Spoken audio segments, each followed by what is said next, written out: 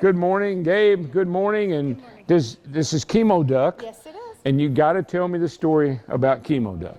Well, I think Earl was going to. Earl going to tell that story? Yeah, please do, Earl. I'm going to read this because there's a lot of detail I don't want to leave out. So, first Now, is this a short story, Earl, or is this No, a just long? 2 pages. Okay.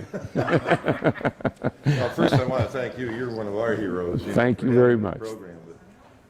My name is Earl Hensel, and I've nominated Lou Sipos. Sipos, close enough. As a hometown hero.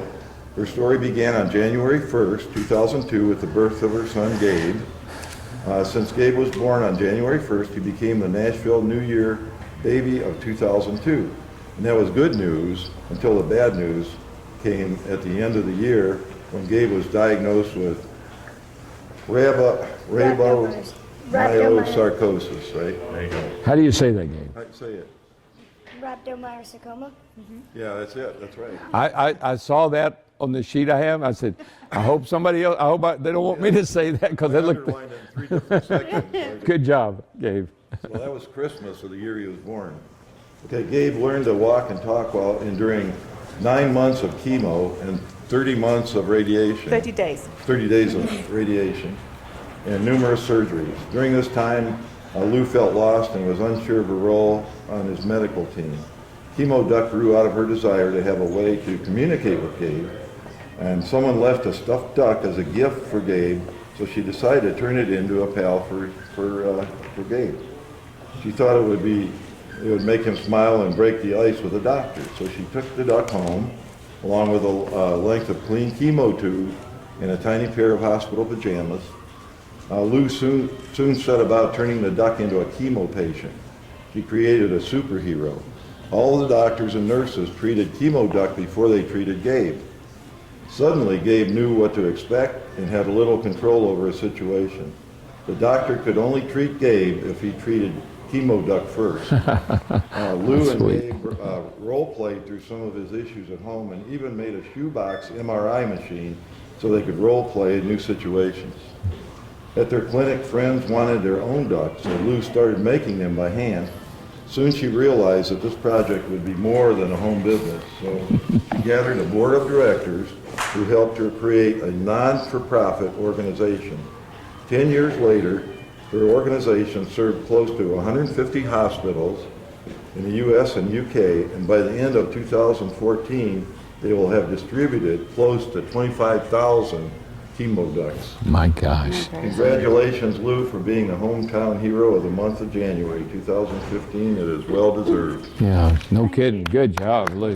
Well, so Lou, 25,000 ducks. Now, where did they all come from?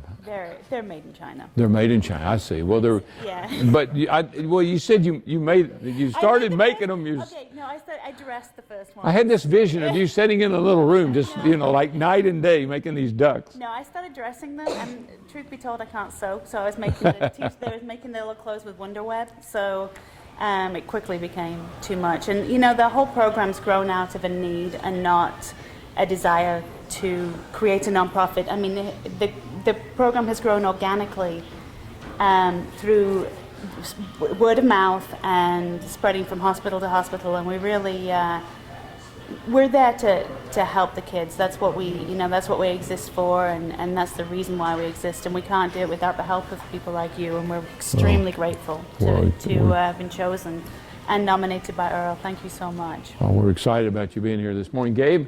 Tell us about your little friend. How did when you first started with Chemo Duck? What were you thinking? It was such a long time ago, I can't remember much, other than I was afraid of a lot of the time until my mom made the first Chemo Duck, and it just definitely took away some of my fear. I see. So it was a comfort thing. Yes. You had a buddy, somebody was in the fight with you. Yeah. And the duck filled that role. That's so special. Well, how are you today, Gabe? How are you doing today? Actually, I am 10 years cancer-free, or Great. And where do you do? Where do you go to school? Spring Station. Spring Station. And how old are you? I am 13. 13 years old. Well, you're a brave young man. And to go through what you've been through, and you and your mom to help other kids that are going, you know, there's nothing like, people always say, oh, I know how you feel.